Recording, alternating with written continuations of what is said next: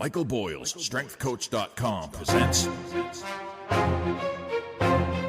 the Strength Coach Podcast, brought to you by Perform Better, the experts in functional training and rehabilitation. PerformBetter.com. All right, hey everybody, welcome to episode 373 of the Strength Coach Podcast, brought to you by Perform Better, the experts in functional training and rehabilitation. I'm your host, Anthony Renna. The show notes are located at StrengthCoachPodcast.com. All right, on the StrengthCoach.com and NBSC.TV Coach's Corner, spoke with Coach Boyle about the evolution of female athlete training from his perspective and the athletes that he was training. So I'm going to take a trip back to the late 80s when Coach Boyle was training the women's field hockey team at Boston University and just talk about the evolution of how he started training female athletes and some of the things, the misconceptions back then, because he did go on to train some of the best lacrosse, hockey, and soccer athletes in the world. And I just wanted to get his perspective on maybe how things have changed, some things maybe he would have done different, how it was back then, because for the AG1 Athletic Greens, hit the gym with the Strength Coach segment on, I have Erica Suter, and she's a former college All-American and semi-pro soccer player. She's now a speed, agility, and strength coach down in Tampa, and she's the author of her second book, Female Athlete High Performance. And so we go over a bunch of what's in the book, both from the mental and physical side, and really all these different considerations, whether that's some of the nutrition piece, we talk a little bit about that, and the menstrual cycle, but so many other psychological pieces when you're training female athletes to empower them to become high performance. I really love this interview with Erica. She's so knowledgeable and passionate about this stuff, and she definitely has a different viewpoint than a lot of people. Guys, AG1 Bioathletic Greens, 75 high-quality vitamins, minerals, whole food source, superfoods, probiotics, and adaptogens. Visit athleticgreens.com/strengthcoach. Get your free year supply of vitamin D and 5 free travel packs today. For the Naamly Maximizing the Member Experience with Sumit Seth, founder of Naamly, Sumit's going to talk about celebrating member wins. Good time to really think about that. It's the new year. And it's just a great retention powerhouse to help transform the entire member experience. So Sumit's going to give us some great ideas on how to do that. I'm not sure if you guys know this, Perform Better has a rewards program, and you get rewarded for purchases, social activity, referrals, and much more. It's easy and free. All you need to do is be an active PerformBetter.com account holder in order to sign up. And then you view and redeem your rewards. So if you're already spending money there, it's a good thing to go on, because for every dollar you spend on qualifying purchases, you earn 1.25 or 1.5 points based on your rewards tier level. So when you reach 100 points, you redeem like a $5 coupon that you can use on future purchases, and you can earn more points to obviously redeem additional rewards. And one of the cool things is they have like a tier system, so depending on how much money you spend, the more money you spend with them in a calendar year, you get, either the silver, gold, or platinum level. So definitely, if you're already buying stuff from them, it's a good thing to get on. You'll get points for following them on Instagram and even referring a friend. All right, so lots of things to get to. Let's get on the phone with Coach Boyle. All right, guys, now it's time for the StrengthCoach.com and NBSC.TV Coach's Corner with Coach Boyle. Don't forget, StrengthCoach.com. You can try it out for 7 days for free, guys. The forum is still the same great forum as always. Lots going on there. A lot of information, a lot of topics, lots of great strength coaches contributing. Go to StrengthCoach.com for 7 days for free. Coach, how you doing? I'm doing well. How are you? Good. We got to do a little bit. We haven't done this in a while. The Mike Potenza weather report, because right now in Indy, we've had, it hasn't gotten over 8 degrees in about close to a week. So it's been pretty brutal. Mike, you're lucky you're not here. Coach, how is the Northeast weather? I know you guys have been getting hit a little bit hard. So Plum Island, we had massive flooding up here. the highest water maybe in the last 20 years. So if you saw it on the news, Portland, Maine, Hampton, Salisbury, New Hampshire, Plum Island. Our local tavern had 3 feet of water in it. Oh, man. Yeah, I mean, really. So it was very, very bad. We don't get water where we are, but the water came up the road the furthest it's ever come. I've never seen it come over the wall. It was over the wall and it was up, probably 50 feet up our road. And we left on Saturday to go to a hockey game. We drove through water on the road on the way out, and that was an hour before high tide. High tide closed down the road, so the island, you couldn't get on or off the island for probably 4 hours. Wow. Scary. How's that weather report, Potenza, huh? Jeez, huh? You're out there in California, Mike. In Golden State. Coach, we have on Erica Suter. Erica just published a book, Female Athlete High Performance. Great conversation with her. And you've been a big influence on her as a strength and conditioning, from a strength and conditioning coach's perspective.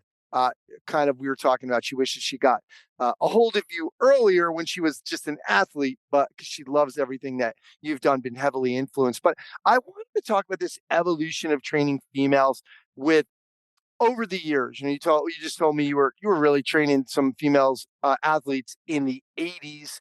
I know you've had my favorite girls, Angela Ruggiero and AJ from the gold medal team hockey. I love AJ's commentary stuff too.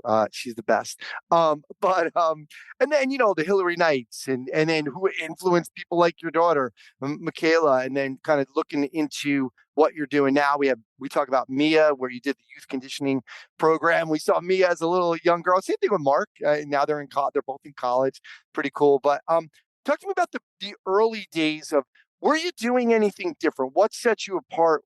Because by the way, episode 8, we had Sarah Cahill. That was 2008. We had her on. And Sarah's whole thing was, she was an athlete. She did really poorly. She trained at Boyle's, became just super strong, and went back to school, kicked ass, became like an assistant captain, like won some other awards, whatever. But so what were you doing in the 80s, far back as the 80s, that you were training females? Because some places still don't even have a strength coach for a female.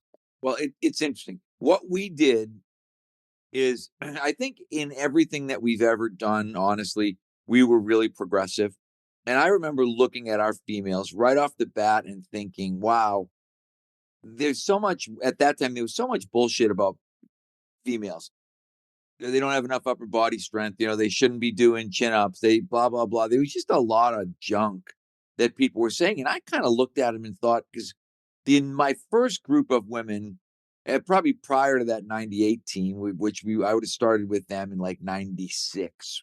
So AJ and people like that, Trisha Dunn, Katie King. But even before that, I just looked, one of our field hockey girls just turned 50, one of the Maxwell sisters, and we had 3 Maxwell sisters who all played field hockey. And for whatever reason, Sally Starr, who was our field hockey coach, recruited some girls who really wanted to get better. And I just started training them. And what I realized over time, sometimes I think I was like everybody else, where I said, oh, I had a lot of can'ts in my head. Well, they can't do this and they can't do this. And I started looking at our programming thinking, well, there's really nothing that they can't do. And I remember, I can't think of her name, but I had a female rower, and this was, probably early 90s, from Philadelphia. God, I can't think. I want to say her first name was Sarah. But she could rip off chin-ups. Like, she could come down and she was a rower. I'm going to say she was 5'10", 170 pounds, and, banging out chin-ups. And I was kind of thinking, I don't know if I'm buying all this bullshit that people are selling me about training females. So I'm just going to not do anything different. I'm going to train them exactly the same way.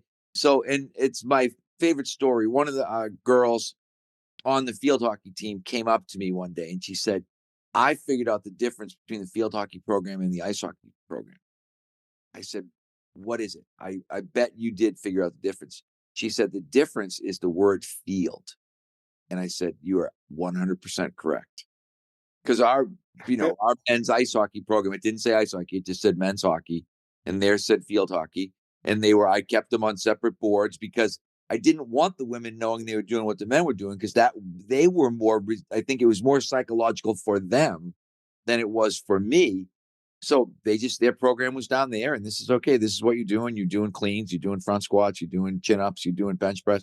It's the same thing everybody else is doing. And the reality was, just like it is now, everybody at BU was basically on the same program. The only difference in the program was how many days we were working out. There was a 4-day program that football used more, and then that everybody used in the summer. There was a 3-day program that some of the more serious teams used, and there were 2-day programs that we used with teams that we would just try to get in the weight room 2 days a week. But nothing was different at all. There was not one accommodation made where I thought, oh, these are women, I should do this. Love it. And Erica was even is talking about, and everyone will hear this in the interview, was she really has a problem with the whole ACL thing, because she feels like when we make it, when we bring it to everybody's or these young girls' attention, it's like we're saying they're broke. Well, your hips are wide and you have valgus and you do this and you have that period. And it's making it sound like they're broken. And psychologically, like you just talked about, that's why the programs are separated. So she's trying to empower them. She's like, no, this is, and big believer of, is ACL training just good programming? So she doesn't even want to mention, she has a real hard time with all of that. And, look, Erica went through, she went to Johns Hopkins, All-American soccer player, did the whole thing, did not play travel until high school.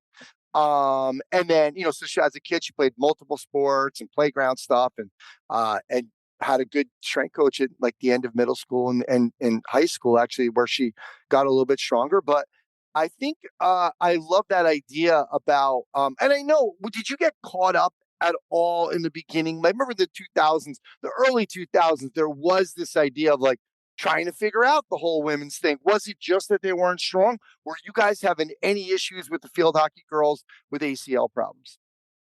No, we had very few ACL, and we did a lot of women's soccer. We trained the first women's professional soccer team in Boston, and we went a couple of Boston Breakers. We went, I think, maybe either 3 seasons or 4 seasons, however long that league lasted, without an ACL tear. But think about it now. We were never using machines. We were doing all unilateral stuff. Again, really progressive based on where we were at the time. And what I always say, and I said this years ago, I did a presentation on ACL injury prevention. And one of the things that I said is the ACL thing was a way into the coach's head. Because I remember I was struggling to get the soccer coach to get her girls in, struggling to get the women's basketball coach to get her girls in. I wasn't field hockey. Like I said, Sally Starr was in from the get-go, and that was one of the reasons. I mean, that was a team that was a national contender all the time, and her girls they trained hard. They were really serious about it. But the teams that weren't, sometimes when you started talking ACL prevention with those coaches, that would get them in because they were worried about ACL tears. And it was the teams generally that were not participating that were seeing a high number of ACL tears. The teams that were participating, and I would show people, I would keep the stats and say, hey, the people that are in here 4 times a week in the summer and 3 times a week in preseason and 2 times a week in season and don't miss, their injury rates are lower than yours. And here's the data to show it in terms of, I might have said, I can't even think, and there probably was one, I can't think of a field hockey girl that tore her ACL. But also, it's interesting because I did some work with my friends at Syracuse. Field hockey has a much lower ACL rate because they're on old school turf now most of the time. So they won't play on the filled field turf, because when you drive the ball, you would scatter the black pellets. Oh, yeah. Right? So they play on old school turf. They're much more bent over than everybody else is. So you tend to see girls with bigger legs, bigger quads, whereas the soccer girls are usually very, very upright with very, very limited knee bend. The field hockey girls were the opposite. They'd sometimes have more back pain than ACL problems because the sticks are short. They're always forward. They're always in a deep knee bend position. But, basketball, like you look at like UConn, has been inundated with them over time. And so you have to realize I'm never going to say to the girls, oh, you're broken. We need to fix this. But Yeah. I'm going to use it as a hook for the coach who doesn't want to, or isn't probably as inclined to participate. Some of those coaches, and I love mentioning Sally Starr's name because she was so great about it. I won't mention the ones that weren't great at BU. Some of them wanted us to babysit their kids during preseason when they couldn't have practice. And then as soon as practice started, we wouldn't see them again in the weight room. And it Yeah. used to drive me out of my mind. I would just think, okay, you got to get you can't look at me and cry about injuries if they're not in here 2 days a week in season. So as I said, we were super progressive with our female athletes. And I think that carried over into that 98 team. And it carried over. We had people, like I said, like AJ and Katie King and Trisha Dunn. And then later on, Angela, because Angela was a kid at that time in the beginning of that 98. She was 18. She was still at home with her parents going to high school. But later on, Julie Chu. There was so many amazing women in that group who just were like, I want to play in the Olympics. You could tell me to, eat Brillo pads and I'm going to eat Brillo pads. So they did whatever we told them to do. And I've got great videos. I got videos of Trisha Dunn and Shelley Looney and some of those women jumping 30-inch hurdles at BU, continuous hurdle jumps, boom, boom, boom, 30-inch hurdles flying through. And this was 1997. And I've got a great video of AJ and Trisha Dunn and Katie King and actually Mary Kate Fight. Wow. All doing 5 hang cleans at 135 pounds. I've got videos of them all benching 135 for 5. I remember thinking to myself, I'm videoing all this stuff because people are going to tell me that it didn't happen. And I still have the videos on my computer. I could show them to you right now. And, if this was a conventional Zoom call and we were sharing screens, I'd say, hey, here they are. So we got strong, but we did the same. We ran sprints. We did plyos. We did our warm-ups. We were running the same kind of program that we run right now. Interesting. So if you had to go back right now, there's probably, obviously, most likely the time sprints, right? I guess that's the only thing. Is that the only thing that you would, put into that program from now? They go back when you go back. Yeah, I think, probably the time sprinting. Yeah, I don't. If I look at it now, I think in some ways, obviously, we still, again, I've got videos of them front squatting 135 for 5. We were more of a front squat orientation than a single leg squat, but I've got great one leg squats. Like it's Michaela's coaching with Trisha Dunn now. Trisha Dunn is probably in her late 40s. And I've got great videos because Trisha was, training. Well, she was in all my videos in those days. I remember all the beginning videos. Yeah, She was in all the beginning videos. And she was, of like perfect one leg squats. It wasn't that much different. If you looked at it right now and said, hey, what were the major lifts that you did? We've probably swapped out front squat for trap bar deadlift, but bench press, chin up, dumbbell incline bench press, some type of row, the same plyo progression that we've been using since we did that first plyometric video in terms of jump up to a box and then jump over something and then bounce and then continuous. And we honestly, in some ways I look and think, I'm looking for ways that we could progress. I'm looking at things and saying, hey, what could we do better? The biggest difference, and I'm going to segue for you, the biggest difference with women is the psychological part. Women, I really believe this. You need to have a relationship with them. And I remember reading in Anson Dorrance's book, and I knew this, but I'd never verbalized it. But I got to talk to Anson Dorrance a couple times about training when I was working with the women's soccer team.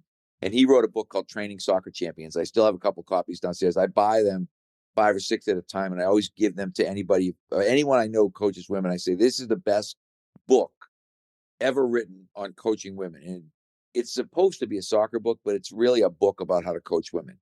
And one of the things that Dorrance had always said was that women need to know you care about them. There's a psychological connection that's really important. And you touched on the Hillary Knight thing. But the reason, like Hillary Knight, she still calls me dad. If she sees me, she's like, Dad, how are you? You know what I mean? I'm like literally her second father, because I took her at a time when I don't think she believed in herself as much as I believed in her.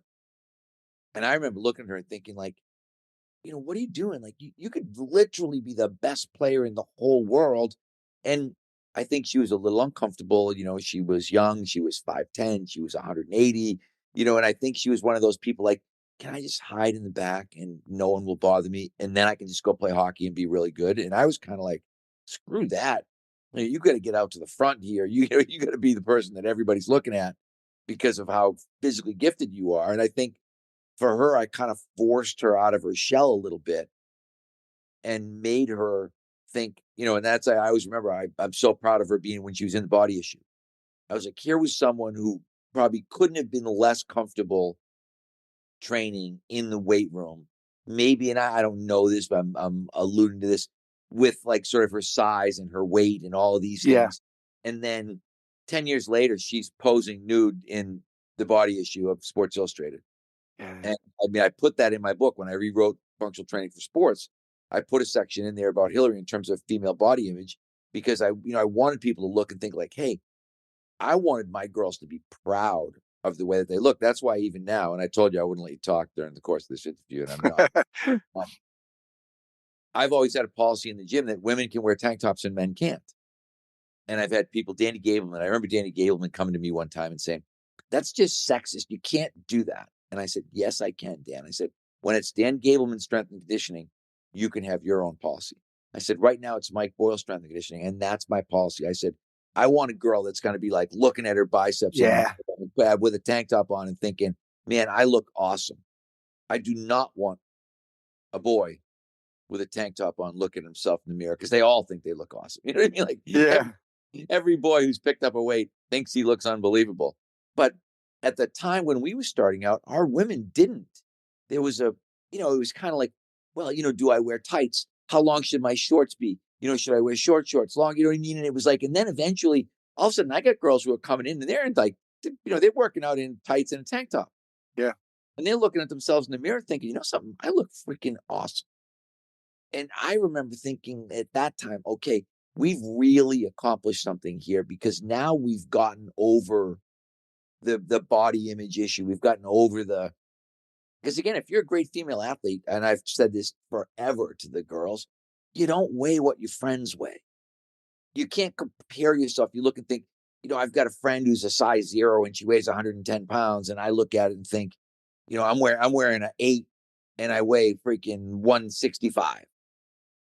But you can look amazing in the body that you have. It's just that body may have been whatever, more muscular, taller, whatever it is. And getting people comfortable I think that's the biggest thing. And I think I did it 2 years ago. Actually, it was 3 years ago because Kayla Trainer did one of them and she's been in Syracuse 2 years. But I don't know if you saw, I filmed a series for my Instagram where I had a lot of the girls talk about what their heights and weights were.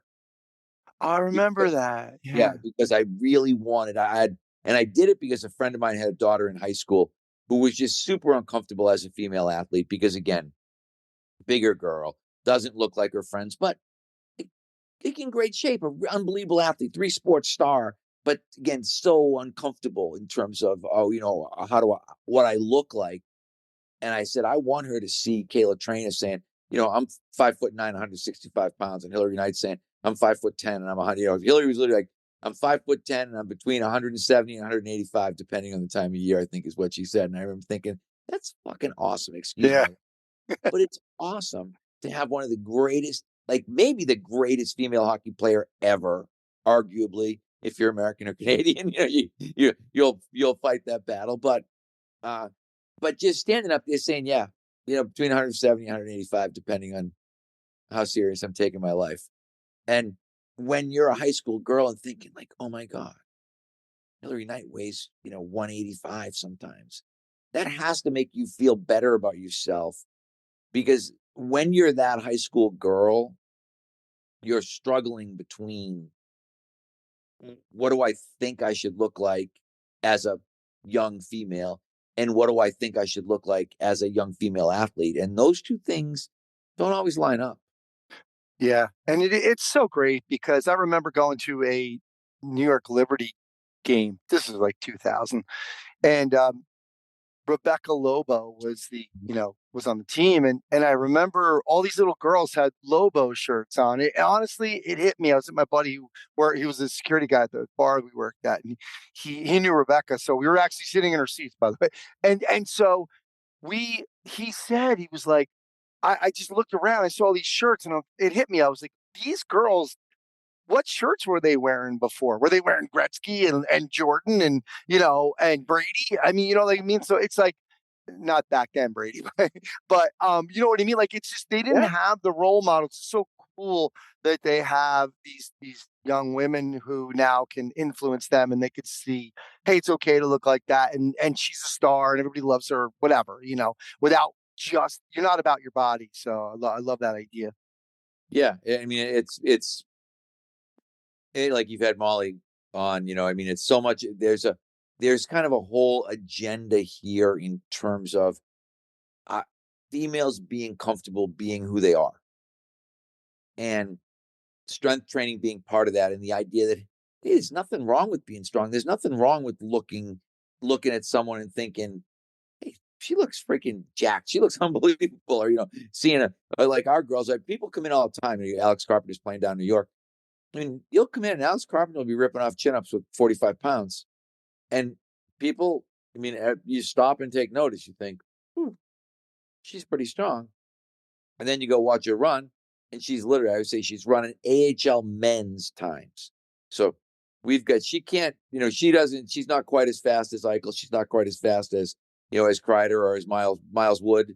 But some of our AHL guys, she's absolutely as fast as they are. And that's like Sam Apuzzo is approaching that. Like, we've got some of these really good female athletes who are just doing incredibly cool stuff. So it's I think our environment is just amazing, and that's why we have so many young females. We're probably, we might have more females than males now. I probably should actually Wow. do the stats to look at it, but we're clearly very close to 50-50. So cool. It's funny, Erica mentioned Aaron Dorrance because I think she trained with one of his players, was her coach somewhere. Oh, And I'm how, sure he's probably one of those guys. I've yeah, never looked at his coaching tree, but I'm sure everybody and their brother has yeah, hired his assistant, because he yeah, won 20 out of 24 it's national championships. crazy. Like, he did something. I mean, it made John Wooden look pedestrian, honestly, what Dorrance did at North Carolina during that time. And the book is so good. Training Soccer Champions. It goes in and out of print on Amazon if anybody wants if anybody coaches females, they should read the book, because he talks about recruiting. There's just so much good stuff in the book. Yeah. But the biggest part that I took out of it was the psychological part and understanding. Like he said, he coached the men first and then switched over at North Carolina to the women. And I remember him saying this was, I'm paraphrasing because I haven't reread the book in a while, but he said something to the effect of, he said, if you go into a film session with a women's team and you you make a general statement about, well, somebody made a mistake here and this mistake cost us a goal. He said, every girl in the room is sitting there thinking, he's talking about me. He said, if you do the same thing in a men's film session and you don't say who made the mistake, every single guy in there is looking at the guy next to him saying, he's talking about you. and I remember, and I'm like, he's so right. Like, he was so absolutely right, dead on in terms of, you talk about women, there's like no ego. There's way more accountability. There's way more responsibility that, they're always on time. They're always doing exactly what they're supposed to be doing. I always said, and I've said this a million times, I would coach nothing but women if I had my choice. If someone said to me now, again, that's one of the things you can go back. Yeah, I could go back and be a strength coach again. All right, I'm going to go someplace. I'm going to be the women's strength coach. Yeah. I don't, women's anything. You can give me whatever sport you want, as long as it's women's. I don't care. I'm not doing football. I'm not doing men's ice hockey. I'm not doing men's basketball. I'm just coaching women because it's so much easier. Yeah. And that's why I loved having Erica on, because in her book too, it talks a lot about the mental piece. The book is broken into two parts, just talking about how important this empowering women to be stronger, to be faster, to be, she's like, I heard bigger, faster, stronger. I'm like, yes, I want to be bigger, faster, stronger when that, kind of first came out. And so I just love that piece of it. And obviously that's what's happening at MBSC for years. And that's why you have so many women. And it's just so cool to see that evolution. But what happens with women, it's really interesting. They're like, bigger, faster, stronger. How about just faster, stronger? Yeah, yeah. Because they're thinking, nah, I don't Yeah. want to be bigger. Because there are no female athletes who want to be bigger. You just have to sometimes get them to understand that may be a byproduct, that you may gain some muscle. Yeah. Yeah. But we also talked about, I don't know if you saw, I did a post with Sam Puzo and Charlotte North, who are arguably the two best attackers in women's lacrosse. And they've trained for 2 years, and neither one of them has gained a pound. Wow. Because do you do body comp there or no, Mike? We don't do, nope, because I don't bother, truthfully. I think if I had someone who was really overweight that I thought, okay, I need this person to drop a lot of fat, I might do that. But generally, no. But I have asked them, okay, do you weigh yourself? And whether they say they do or they don't, they do. Everybody knows what they weighed at some point. And I said, have you gained weight? Has there been any significant amount of body weight? And they're both like, no, 2 years, Yeah. none. Gotten way stronger, gotten faster, have not put on a pound. So the idea of getting too big is it's probably one of the big fallacies with female athletes, is generally, and again, there are going to be some women who are going to gain muscle mass. I don't want to say that it's not going to happen, but I am going to tell you that it's way less likely than anybody wants to make it. Yeah, much harder. Good stuff, Coach. That's been fun. That was, I did have another question. We're not even going to get to it. I don't care about it.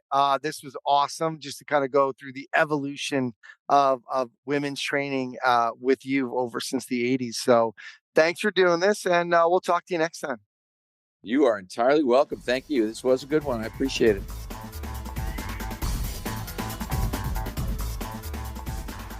Welcome back to Naamly's Maximizing the Member Experience segment, where we delve into the strategies and tactics that elevate your gym and keep your members coming back for more.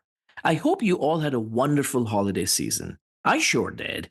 As we celebrate the welcoming in of 2024, I thought this would be a great way to dive into a crucial aspect of member retention: finding reasons to celebrate.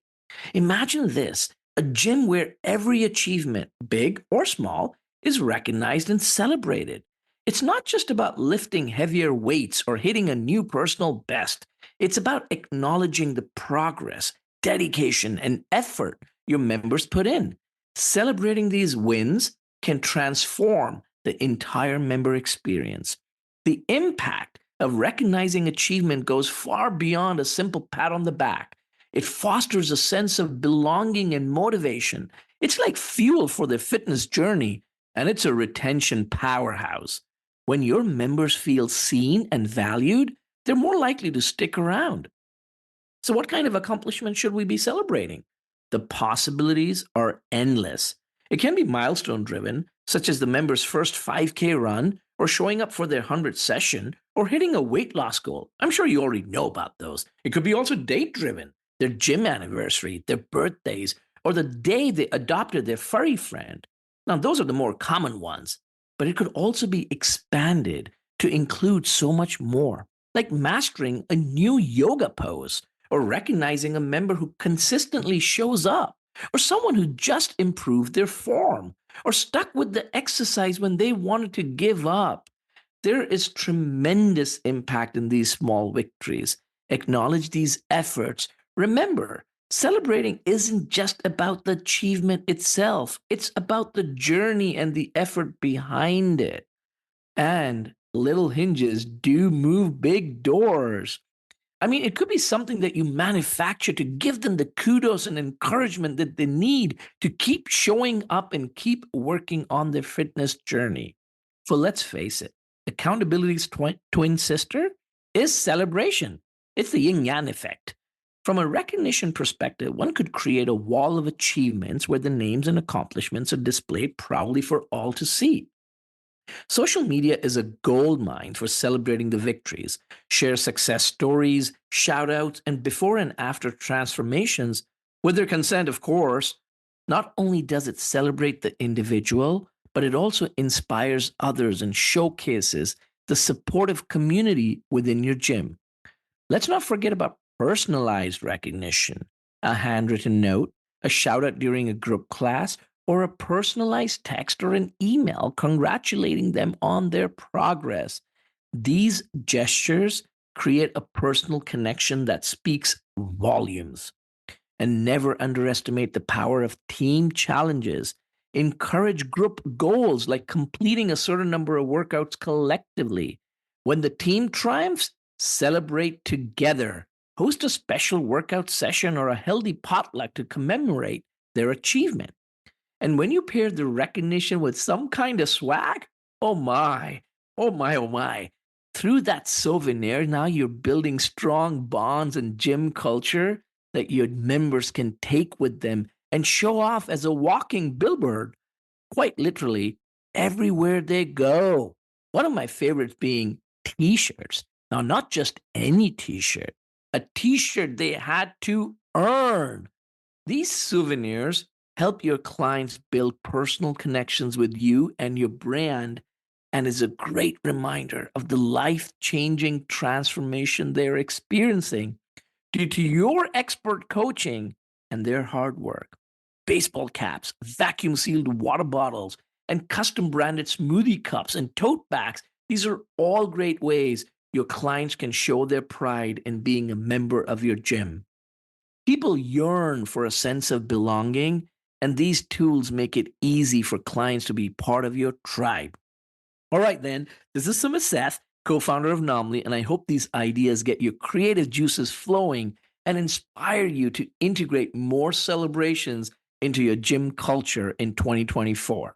If you like more of these ideas, then hit me up at summit@naamly.com with the subject line Strength Coach Retention Secrets, and I'll share a guide that we've put together with 9 secrets that you can use to increase your member retention. Again, my name is Sumit Seth. The email ID is Sumit, SUMIT, at naamly.com. All right, then, see you in the next couple of segments.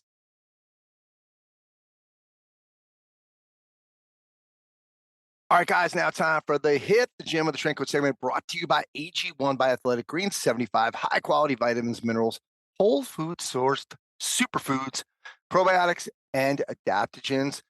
Guys, they're going to give you 1 free year supply of immune-supporting vitamin D and 5 free travel packs with your first purchase. Go to athleticgreens.com/strengthcoach for that offer. All right. Today I have on Erica Suter. She is a speed, agility, and strength coach in Tampa, Florida. She also works online as well. She's been working with athletes for 12 years. Former college All-American and semi-pro soccer player. She's a busy speaker and advocating for young women in sports and young women in general. You can also see her really speaking, but advocating on her Twitter channel. So I'll have links for that as well. She wrote the Strong Female Athlete book, and now her new book is Female Athlete High Performance. Erica, thanks for doing this. Anthony, it's so great to see you again and be on here. All right. Yeah. I mean, last time we had I think you were on with Jenna, right? At the same time, we had you both on and we talked some controversial stuff. So we're going to get to some controversial stuff now. That was fun. So Female Athlete High Performance, you do a great job just in general on, I know from your social media and speaking with you of really advocating for women and young women. And, I love it. I always say this, but I love when we get a strength coach who has had like a career like you have at Johns Hopkins, All-American Soccer. You've kind of gone through it. You obviously grew up. And, look, I'm a little older and we always said, oh, we were on the playground. The kids aren't on the playground, but you really were on the playground and you did those things. And you're certainly in that generation that didn't do it. So I love the fact that you're able to kind of, you walk the walk already. And now that you're doing, kind of, like I said, working with young female athletes, it's great that you have all this experience behind that. And I want to start out with this forward. I thought it was great. You get a couple young ladies that were former athletes that work with, in soccer, I guess right now. And they were talking about being run into the ground, expected to play the next day, lots of pressure on themselves. And then, they were like, they just remember being upset, getting sick during sessions, and even peeing in their pants at the track. And at the end of the day, they felt it was like from the unnecessary stress they put on themselves, and really working with you helped them overcome that as well over time to understand, to help build that confidence. So can you just talk about the stress that the female athletes have, how it might be different from maybe some of the young male athletes, and at the end of the day, does that stress come from trying to control the uncontrollable?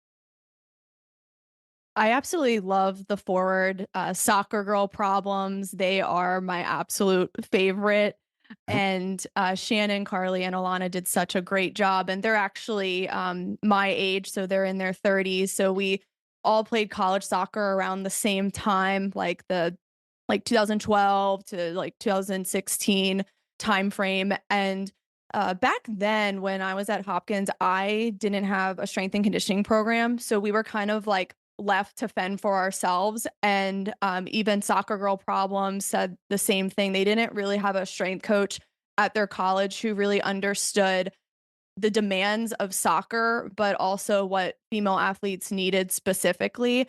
So I think when they wrote that forward, they were just reflecting on how they did have great careers, but they could have really optimized their performance even more had they had the right tools back then, the right strength program, proper load management, and not these unnecessary conditioning tests at 6 a.m. 4 days in a row, like they talk about in the forward. And I think they got nervous and anxious and felt like it was very overwhelming because they didn't feel prepared and trained well enough for these things. And in my own career, I can say the same thing. Like, I had a successful college career, but I can't help but look back on how much better could I have done? And that's what high performance is all about. And that's why I wrote the book. High performance is really about continuing to raise the standard on your performance and optimizing all areas, your training, your nutrition, your sleep, your recovery. And I really only knew training back in the day, not too much about nutrition and the other pieces. And even my training, it was okay in college. We just kind of did like weights on our own and like P90X, which wasn't ideal, but that's like kind of all we had. But, I look back and I'm like, dang, could I have maybe avoided some minor musculoskeletal injuries or like ankle sprains? Could I have maybe run a little bit faster? Like, I was a fast player, but could I have been even faster? So yeah, I look back and I think there just wasn't enough education on the female athlete and just all these pieces of performance. Do you kind of kick yourself a little bit from the perspective of, obviously, I know you mentioned Mike Boyle at Tony Holler in the acknowledgments. Coach Boyle was really doing a lot of this stuff with female athletes. In '98, he was working with the Olympic soccer team. He's been doing this for a long time. Do you feel like, man, I wish I had, got into his stuff sooner and could have taken my team in? I could have ran those drills instead of P90X. We could have done some of Boyle's programs. Oh, absolutely. I mean, so when I was growing up doing strength and conditioning, I started in the 6th grade, and I was actually very thankful to have a good strength coach in middle and high school. And he was actually the University of Maryland men's lacrosse strength coach at the time.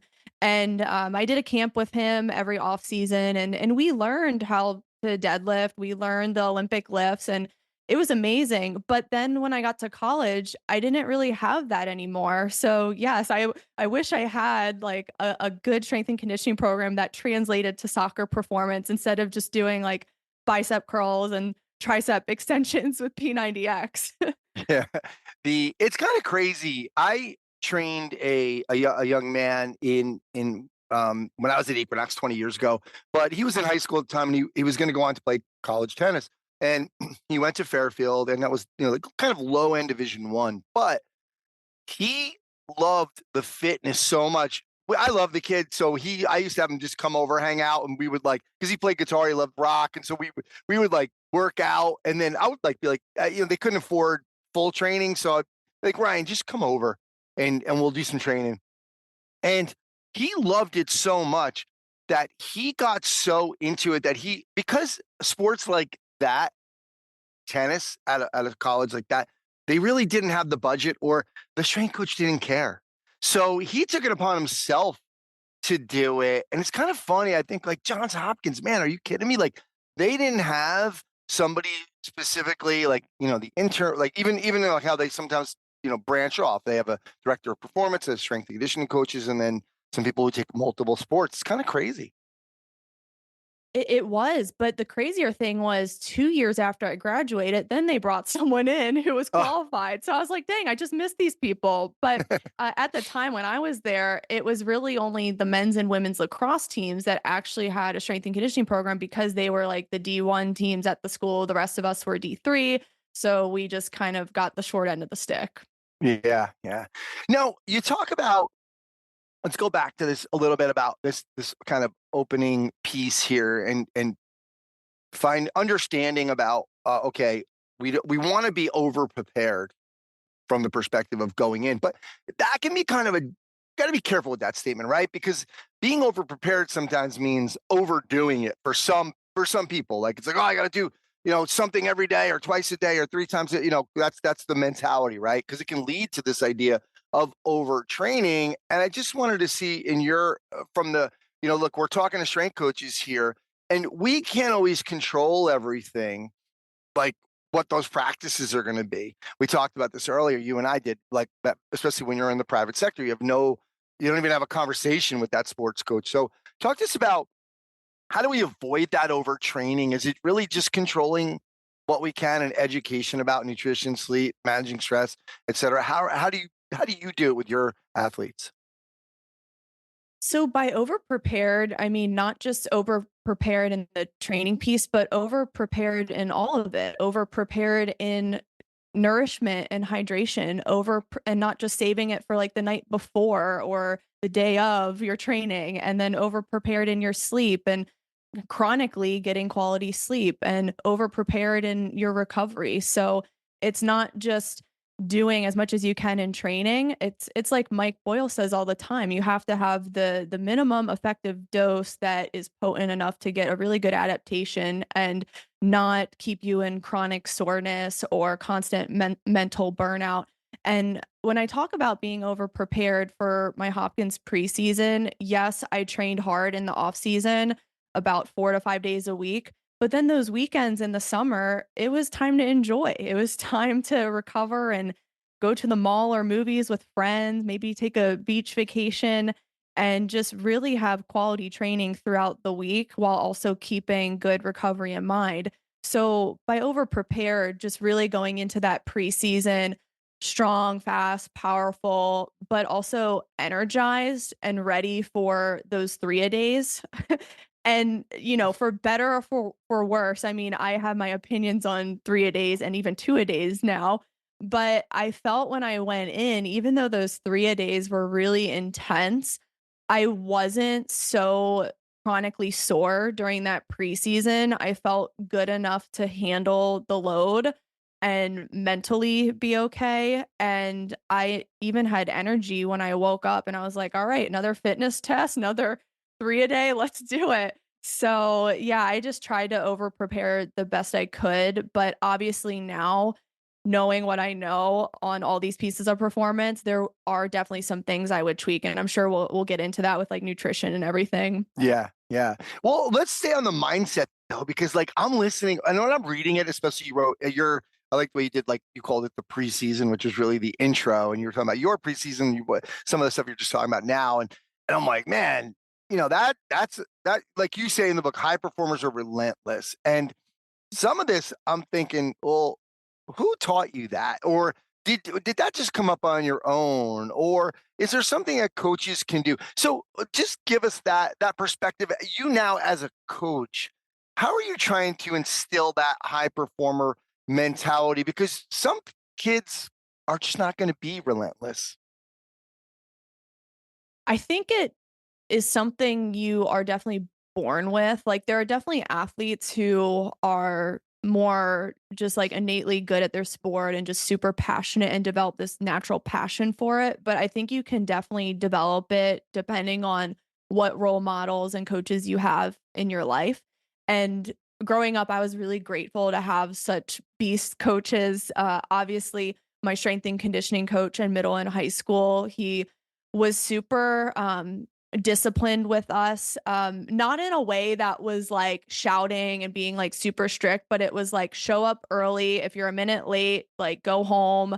And he really just instilled these like great habits within me to be a high performer. High performers show up early. They get in their recovery. They don't roll their eyes at the basic things. And I'm so glad I had him for that. And then I also had a skills trainer as well as soccer coach. Her name was Laurie Shoy. She played at UNC, and not many people know her, but Anson Dorrance, the coach of UNC, said she was actually supposed to be better than Mia Hamm, and she ended up getting a hamstring strain, and that didn't happen. But she was my coach when I was in high school, and our Wow. sessions were always like us two playing 1v1 against each other. And that really taught me that you need to train in a really competitive environment, and you need to train against people who are better than you, who are older than you, who are stronger and more physical than you.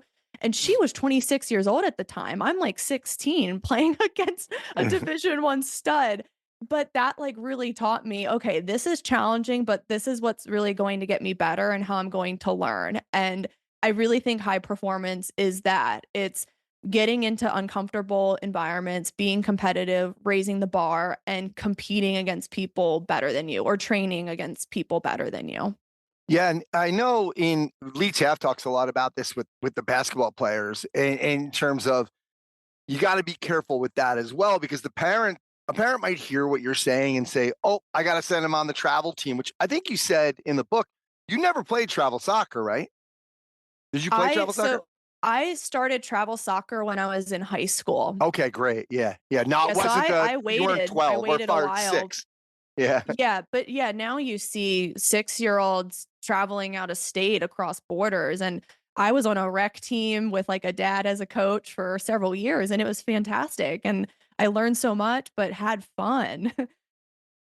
Yeah, it kind of instills passion when you're kind of showing them how they can love the game, and so they can stay in it, and when they get to be that age to make that decision at that point, because we've seen, and if you're good, I always said this to one of the hockey players dads, I'm like, if he's good, they find him. They're gonna find him. There's gonna be a lot of talk. I don't care if they're playing high school, but sometimes parents will be like, well, we got to increase the competition. But even like what you were just saying, sometimes that does help being in, playing around better kids. Can it could be a tricky thing to navigate. Mhm. Um, Yeah, I think training around kids better than you, and that could be something as simple as going out in your neighborhood and playing against the boys. I mean, when I was age 6 to 12, my brother and his buddies, we all were like wrestling each other. Like we were watching like the WWE and imitating Stone Cold Steve Austin. Like this is a true story. Like, but yeah. that's how I learned how to be strong and not be afraid of contact. Soccer is a contact sport, and it allowed me to become more aggressive. So even just something like that that's free and that's like in your neighborhood is like so powerful. Yeah, yeah, it's true. Now let's go back to those sessions with that coach, and you talked about, you know, look, you talk about discipline needed during the early days of the off-season strength training, and 2-hour sessions sometimes that's starting at 8 a.m. And the coach is calling out tardiness, poor effort, laziness. And you said some of it would be considered, unfortunately, harassment or offensive today. So how can coaches create that discipline and accountability? How do you do it while balancing like that fine line of what today's kids and parents would consider harassment or offensive behavior? Because obviously it's out there. Yeah, it is out there, but you can't win everyone over. I just try to stay true in my values. I mean, I would never want to teach a kid it's okay to be late because what does that set them up for later in life Yeah. when they have a career and they have to report to a boss or they have to get to class on time? So that's just something I just stay true to in my values. And actually, I had a girl this past summer show up late 2 times, and the second time I was like, no, I'm not having this. And I sent her home in front of everyone. I'm like, you're not training today. Go home. You're late. And the dad texted me and defended her. And I was like, this is the problem. This is the problem. You are not apologizing for your daughter. You're not having your daughter apologize to me. You're like mad that I got mad at her because she was late. Like, so they actually ended up leaving me as clients. And I was like, you know what? That's okay, because I don't want to teach a girl it's okay to be late and disrespect my time, disrespect the other kids who woke up at 7 a.m. to get here on time. So I just stay true to my values. And I think it's so important. And I think people should also discern between, okay, what's discipline and what's downright abuse. I think we know what like downright abuse is, and that's, shouting or screaming like you suck, or like name calling, like that type of stuff, physical abuse. But discipline and just showing up early or on time, that's definitely not abuse. But I don't know, some people it does trigger them. Yeah. Yeah. Now, did you have a conversation because some of the stuff that you're saying, I'm like, yeah, that would be awesome to be speaking to the kids about with, hey, high performers do this, high performers do that. Like, is that in the conversation? And did you speak to the girls that could say, listen, here, Susie's not going to be with us anymore because she was late a couple times. And here's how high performers act. So do you have a conversation after that young lady left? Yeah, because they all were like, "Oh, why did she like go home?" And I explained to them she was 10 minutes late. So they understood it. But when we get new athletes coming in, I always tell them, "I would rather have you be 2 hours early than 1 minute late." And they get the point. Yeah. Yeah. So, Um, so the whole interesting thing here is with training females. I think we've seen different ideas early on in I think in the late 90s and early 2000s. There was really a movement in a good way. It meant to be in a good way about don't train females differently because they can do pull-ups. We want them to get stronger. We're not worried about them getting big and bulky. We want them to feel confident in the gym. They belong here. And I think a lot of people like Coach Boyle. I mean, Coach Boyle was doing this for a long time, working with the Olympic soccer girls, the Olympic hockey girls, uh, young ladies at BU, people in his facility. I mean, countless stories of people. Sarah Cahill got on the show, great strength coach, that talked about, she went to Boyle's in the off season and just changed her life. So talk to me about this idea about, back then we said, hey, in order to, let's get them in here, we don't need to train them differently. But then we get a book, Female Athlete High Performance. So talk to me about that kind of dichotomy there of, hey, don't train them differently, but we got to train them differently. mhm. Yeah, so with this one, I used to think, okay, yeah, female athletes do have to train very differently than the boys, but now I'm like, nope, let's scratch that, because overall, any human needs to work on single leg strength or core stability or hip mobility. Like if you're in team sports, you need pretty much the same strength qualities and power qualities. So the only thing that's really different is just the weight that's lifted, but that goes across anyone, even within a boys group. Sure. So the training's not necessarily different, but what really is different with the female athletes is what goes on during the growth spurt. It's very different than boys. So it is important for coaches and parents to understand that girls hit that growth spurt a little bit sooner. So they might be doing some different things or maybe weights a little bit sooner than the boys. But it's really important to just understand, okay, well, what's happening with their hips? Where are they gaining weight and fat mass? And just like the conversations we have with girls around that. because I think girls, when they're going through puberty, they tend to get a little bit insecure because they might be getting a little bit heavier or their body's changing. And every coach and parent needs to understand that. But I think the language we use is really important, and just making sure that we keep the focus on performance and getting a strong body composition, getting an athletic body. You might not be at the weight you want to be now, but like you need to be at a point where you feel powerful on the field, you feel resilient and fast. So that language is really important. And then some other things that might be different for female athletes is just the conversation we have around like nutrition and optimizing hormones when they eventually get their menstrual cycle, and just understanding certain deficiencies in girls. I mean, across the board, a lot of girls are very protein deficient, healthy fats, omega 3s, and DHA. Some might be very iron deficient. Actually, most are iron deficient.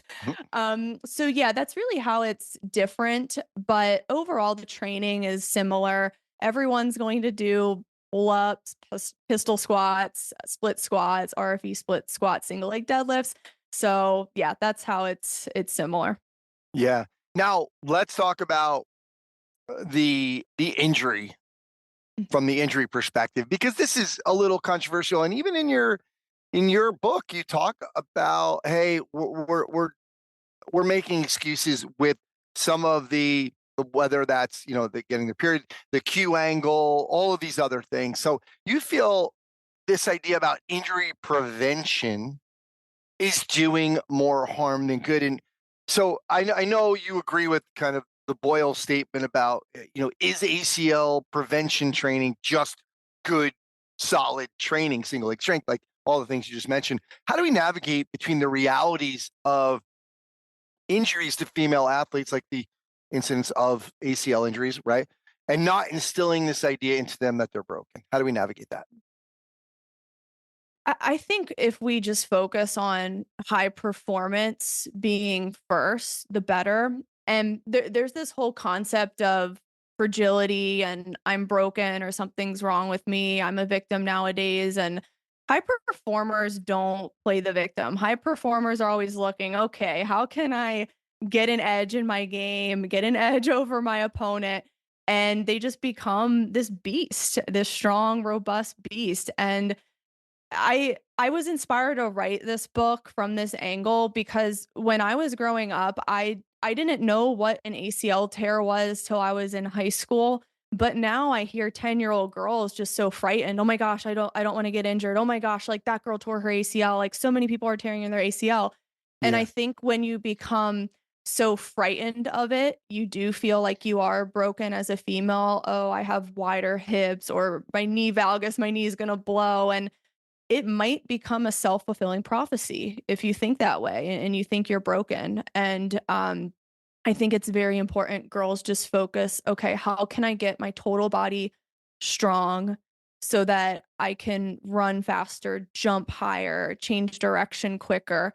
And once you have that, then injury reduction becomes a nice byproduct.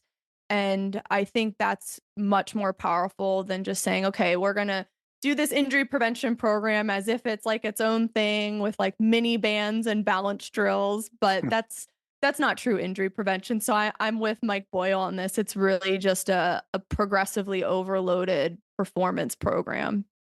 Do you think you have to, and you talk about this in the second part of the book, is build, is the first thing you start out with in the second half of the book was building unshakable confidence. And it's interesting because it is a little chicken and egg, right? It's, do I try to instill that confidence early on to say, no, you can do this? Or does that come from all of the training? Because, there's a lot of, and you talk about the self-love messages. We can let her go down a rabbit hole on this one with the self-love stuff out there. And you feel it's counterintuitive actually to building that confidence. So in this idea about building unshakable confidence, it sounds, it's easy on paper, but because there's so many other inputs, external inputs coming in, how are you doing that? Well, it's a combination of both. So you definitely need your physical side of it. So if you are strong and you do practice your skill work and you do that eventually with a lot of repetitions, and then you put yourself in a competitive training setting, you're going to gain the confidence. That's going to manifest mentally. But, it doesn't hurt to talk to yourself and say, "Look, I got this. I'm prepared for this." Of course, it's okay from time to time to have negative thoughts. We're human. Yeah. And it's okay to be anxious or be nervous. But the difference is with high performers, they don't linger in that. They don't spend too much time in that negative thinking and talking down on themselves. They shift it into something productive. So if they're maybe in a performance rut, they can say to themselves, okay, it's not going great for me right now, and just acknowledge it and maybe kind of laugh about it. But then, okay, what am I going to focus on this week to improve that skill and maybe challenge myself a little bit more and get uncomfortable so I can get better? And another thing is one of my favorite sports psychologists who works with a lot of guys in the English Premier League, Dan Abrahams. He has this whole concept in his book Soccer Tough. It's an amazing book, but it's called the game face. So if any athlete like made a mistake or is going through a hard time, to always come back to this like persona, this game face, whether it's like I'm a lion or I'm like a cheetah when I play, and just like come back to these terms like, okay, I'm fearless, I'm ferocious, I'm electric, and return to that and like visualize that. That can be really helpful too to get out of these ruts and to really get that confidence back. So it's definitely a combination of both physical and mental. Yeah, I think the language that you use, you, Erica, like sometimes like like when I was reading some of this stuff and you're like, when you keep talking about high performance, right? This is high performers, this is how we act. This is high performers do this. Like I do this. I'm a high performer. And I feel like it inspires me a little bit. Like I'm like, yeah, that's right. Don't complain. Don't do this. Or wow, I was feeling a little bit like this, and I'm a high performer, so I need to be like that. I think the coaches can learn from that. Is like that's got to be the message a lot in your talks with your athletes, male or female, to be honest, right? Mhm. Yeah, I think it's never productive for athletes to spend their time complaining. It's unproductive, and they're not getting better because while you're complaining, your opponent is bettering themselves.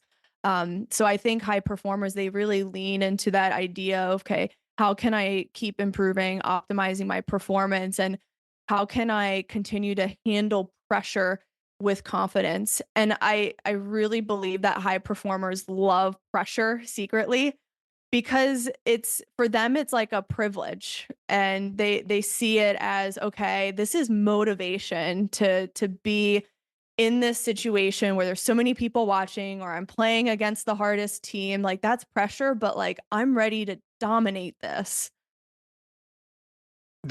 You're right, and that the best. They want the ball, they want the puck, they want you're right. They at the right time, when it really matters, and I think that's part of it, and like kind of instilling that. And I think that's where you talk about you have like a little section on helping young athletes overcome mistakes and performance ruts, and you just talked a little bit about it now.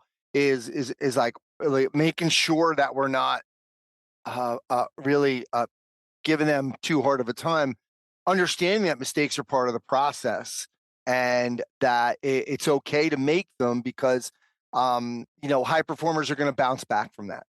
Mhm.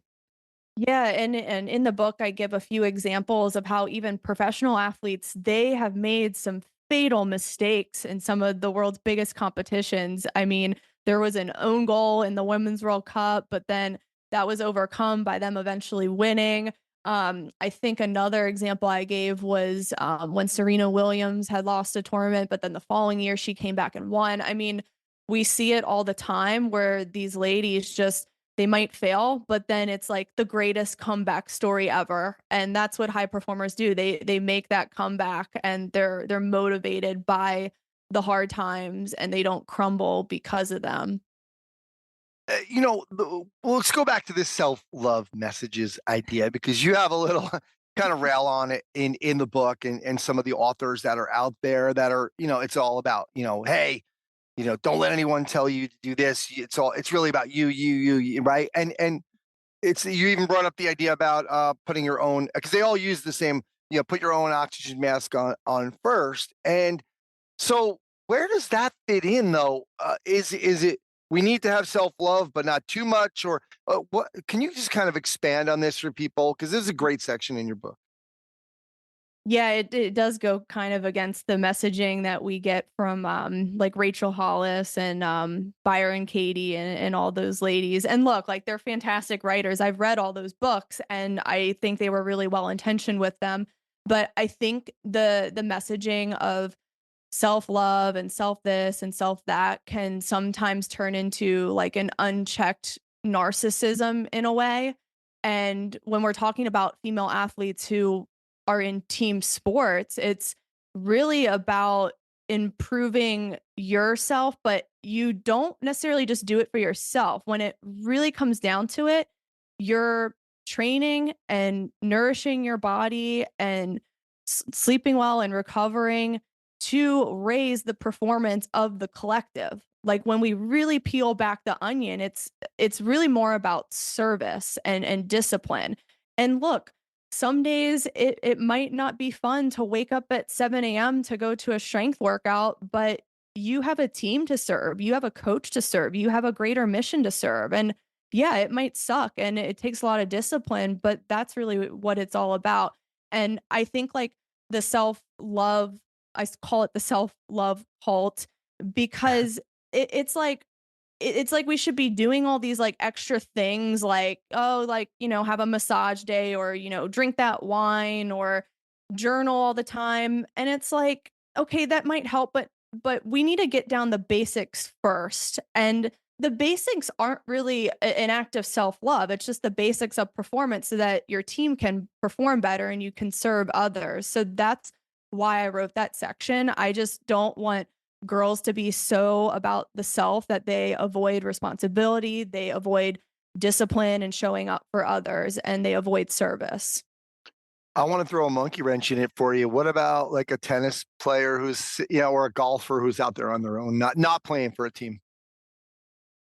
Well, they might be playing for their family or their parents. So, I mean, it could be anyone else or their husband. Yep. So yeah, I was thinking about that too. But if you're a tennis player representing the U.S., then you're representing your country. So that can go into it too. Yeah, absolutely. Let's talk about the menstrual cycle.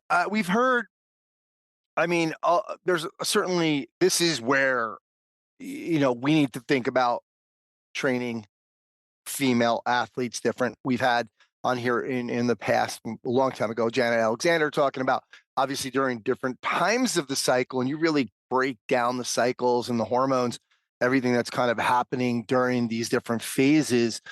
You said having hormonal balance unlocks high performance. Can you just expand on that and then talk to us about really what should we know as coaches about the menstrual cycle? I love this topic. And honestly, when I was growing up, I didn't even know anything about my own menstrual cycle. So even some women, even today, they have no clue what hormones are doing what. So it's very fascinating. And of course, not a lot of our young teenage girls know either. So yes, the menstrual cycle should be considered, but in a way where we need to really be proactive about what we're doing instead of reactive. So I think the issue with strength and conditioning and sports science research right now is we're being way too reactive around the cycle, and we're thinking that certain phases might increase chance of ACL. So maybe we like back off and like playing time or sit them out of a drill during that phase. But my argument is it comes back to that like self-fulfilling prophecy of, oh, I'm broken or something's going on in this phase. I better like tiptoe around it and like be scared. I don't think that's good for female athletes. I don't think they should sit out of certain drills. I think instead they should be proactive. So during those phases where they might feel a little bit icky, they're feeling better and they're feeling stronger and they're feeling more nourished. So when we break it down and look at the research, there isn't a single phase that we can be like, that's the one. That's the one where every single girl with all these different hormonal profiles, that's where everyone gets hurt. The hormonal profiles of female athletes are way too different across individuals. We cannot make such conclusion. So let's get that out of the way. So what does that bring us to? So overall, female athletes might experience negative symptoms during certain phases. And a lot of these symptoms are pretty common across girls. So things like fatigue or indigestion, bloating, cramps, headache, acne.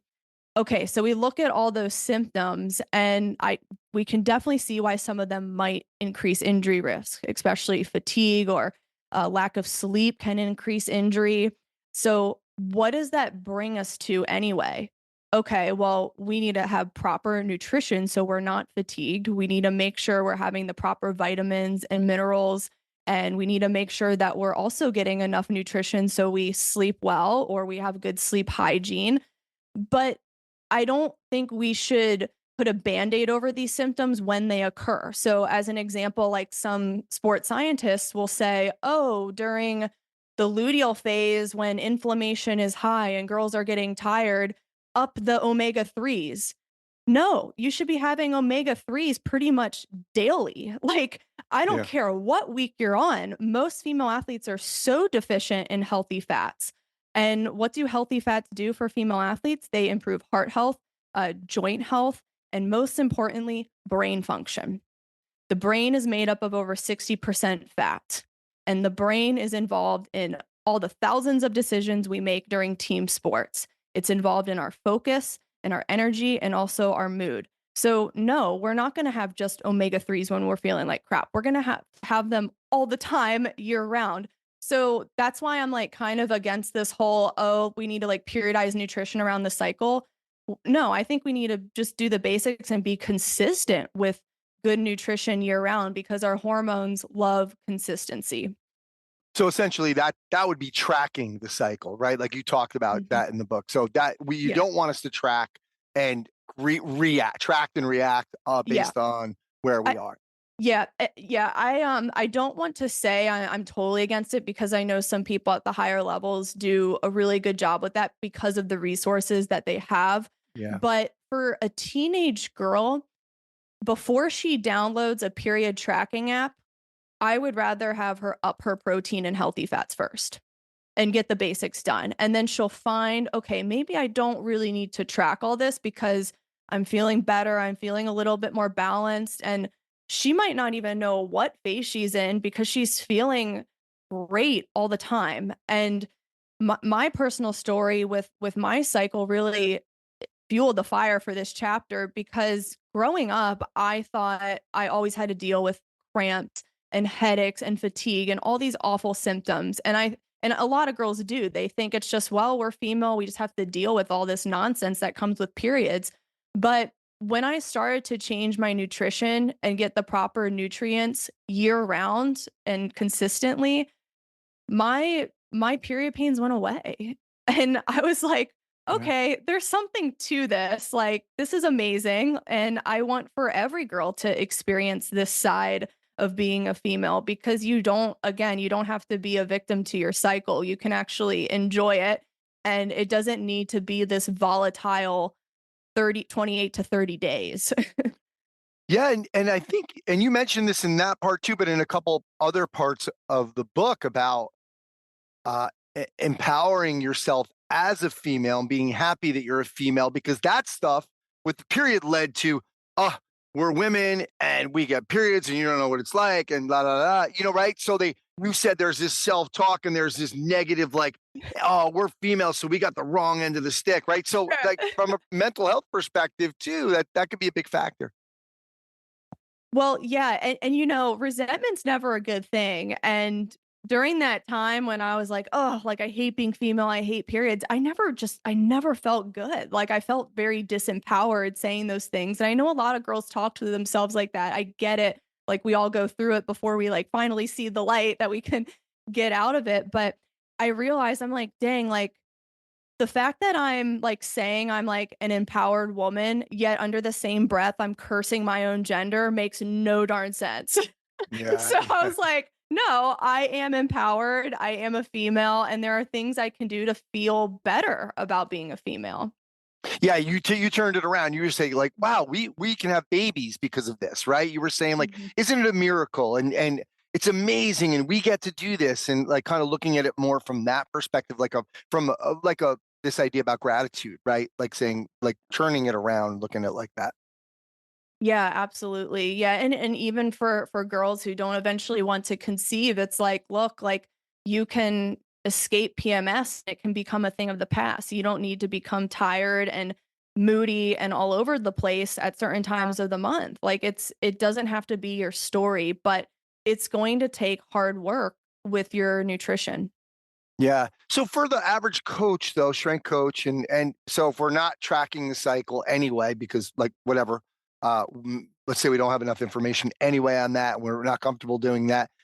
Should we just basically try to have those conversations about how they're feeling for that session, make them understand? Because there is an element. It's kind of tough because I want you to give your all, but at the same time, if you're not feeling that great, right now, for whatever reason, then let's try to dig a little bit deeper. But kind of, do we need to have more of a conversation with the female athletes based on this information? I think the first thing coaches should do is to have these nutrition conversations, especially consistently, because we do want our female athletes to feel pretty good coming into every session. We don't want her to have such painful like PMS or periods because like we can change that. And I think coaches need to like learn the education, learn the proper nutrition that girls need and the vitamins and minerals that their hormones need, so Mm. that they don't come into the gym like feeling awful. So it is important to continue to have these conversations. And with my athletes, we go through a whole nutrition curriculum. Like we go over what the macronutrients are. And a lot of girls, you'd be surprised, they don't know what a protein is. They're not taught it in school. So that means the onus is on the coaches because they see us a lot and they need Yeah. nutrition for high performance. So it has to be a consistent conversation and not just like a once a year presentation. Yeah, yeah. Um, so let's stay on the menstrual cycle stuff really quick because I have one question for you about we've heard teams, the girls on a team having the same cycle, so you could almost can you use some of that information? I don't think that you really feel like that's true. Yeah, I mean, so when I was in college, I used to think like, oh, we're all in the same locker room, we're all kind of like living in the same dorm, like we're gonna cycle sync, which isn't true at all because hormones can't read minds with other humans. So yeah, we can't really get everyone on the same page. And I forget who posted this infographic; it was so good. I think it might have been Esther Morales with FIFA, but it was like a graph of the hormonal profiles of a 30-woman soccer team. And the graph is like like all over the place. There's like ups and downs, and it's like, okay, we Yeah. never can really get everyone's hormones on the same page. So it kind of leads us back to what we've been talking about. Let's have each female athlete take individual responsibility for how they're nourishing their bodies. And that's going to help the whole team have healthier menstrual cycles and less painful periods. Yeah.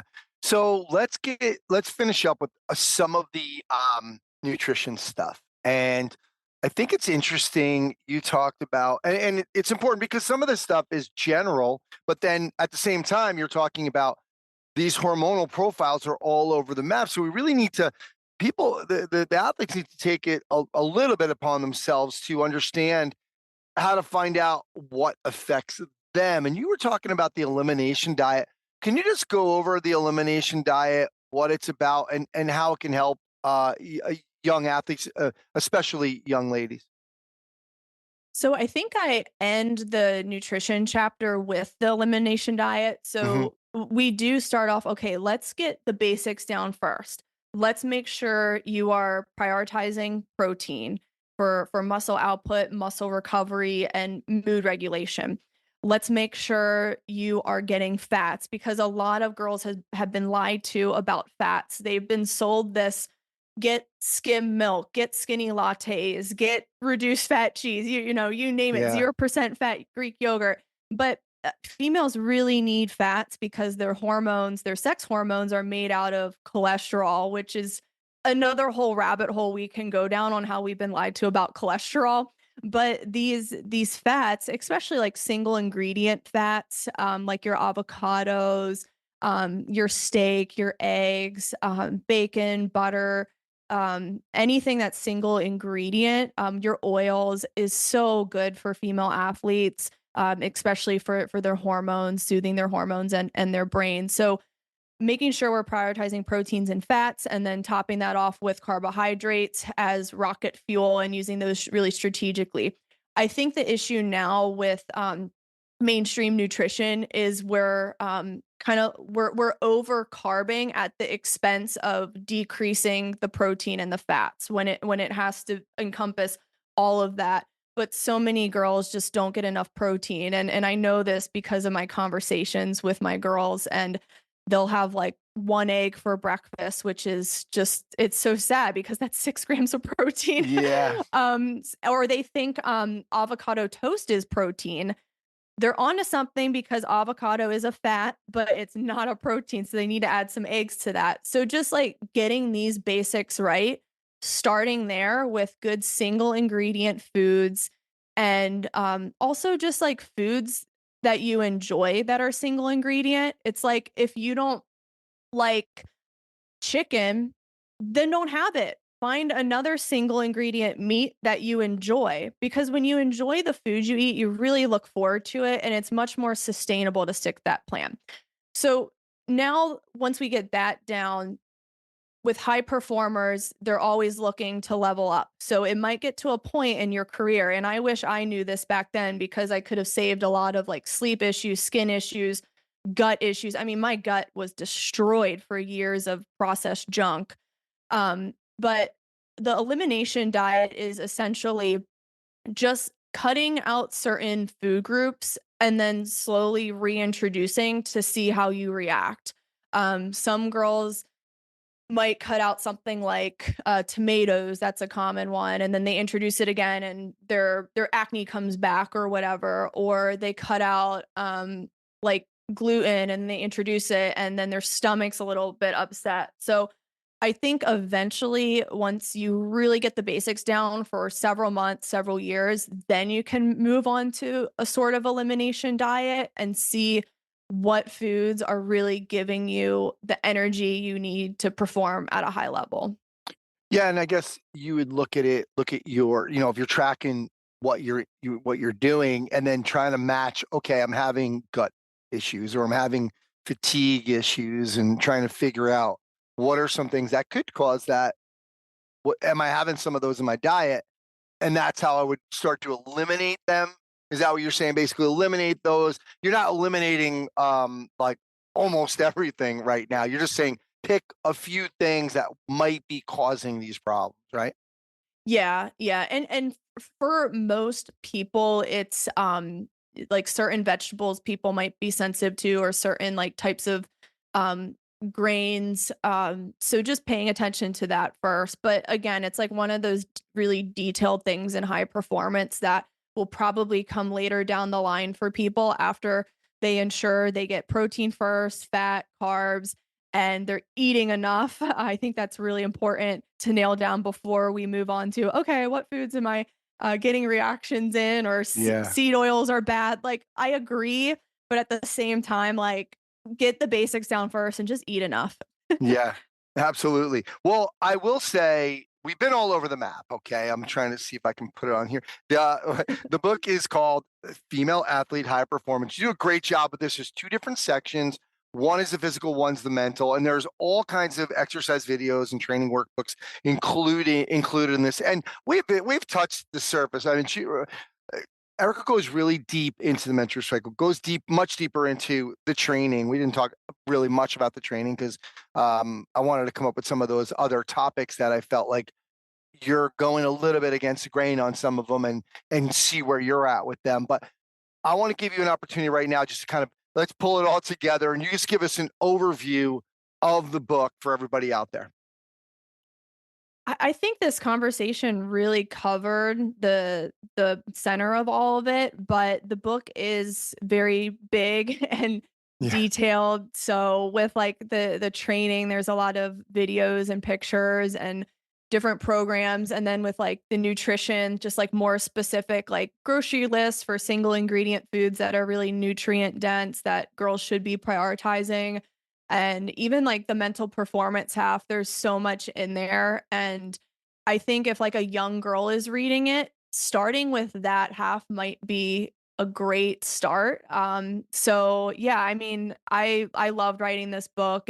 I loved it more than the first book, surprisingly. But yeah, I just think high performance is something all girls should chase and should do so for a lifetime as well. Love it. Well, Erica, thanks for coming on and talking all about it. Guys, we'll have a link to the book in the show notes. So Erica, thanks again. Thank you.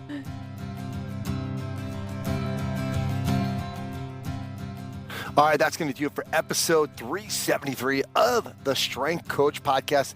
The show notes are located at strengthcoachpodcast.com. Don't forget, you can try the new strengthcoach.com out for 7 days for free. Go to strengthcoach.com for that free trial. Special thanks to Chris Poirier and the folks over at Perform Better. Don't forget about their rewards program. You can get rewarded for purchases, social activity, referrals, and more. It's easy and free. All you need to do is be an active PerformBetter.com account holder in order to sign up, and then you view and redeem your rewards. Check it all out at PerformBetter.com. Thanks to Coach Boyle and Eric Suter for sharing their insights and philosophies into the world of strength and conditioning, performance enhancement, and training the female athlete. Thanks to Sumit Seth and Naamly, helping build relationships through personalized communication so your members stay longer and pay longer. Go to Naamly.com, use the referral code StrengthCoach to get started on the free 30-day trial. That's going to do it for this episode. I'm Anthony Renna. Thanks for listening, and I'll speak to you next time.